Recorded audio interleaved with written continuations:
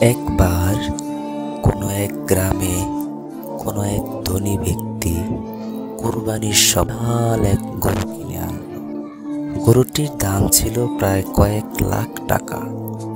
গোটা গ্রাম তাক লাগিয়ে রইল, কি বিশাল গরু! লোকজন বলা বলি করছিল, এ বছর সবচেয়ে বড় গরুটি এনেছেন উনি। ধনী ব্যক্তি হাসছিলেন মনে মনে, তার মনে গর্ব হচ্ছিল, সবাই তাকে দেখে বাহ বাহ দিচ্ছে। তিনি বলছিলেন, এবারের কুরবানির ভিডিও আমি ফেসবুকে দেব, সবাই দেখুক আমার গরু কেমন ছিল। কিন্তু কুরবানির দিন যখন সেই গরুটি জবাই করা হলো, গরুটির পা কাঁপছিল। কেউ বলল, এটা কুরবানির ভয় না, বরং এর ভেতর কিছু অস্বাভাবিক বিষয় রয়েছে। কিছুক্ষণ পর জানা গেল, গরুটিকে জোর করে ঔষধ খাইয়ে মোটা করা হয়েছিল। তার শরীরে রোগও ছিল। লোকজন মুখ ফিরিয়ে নিল।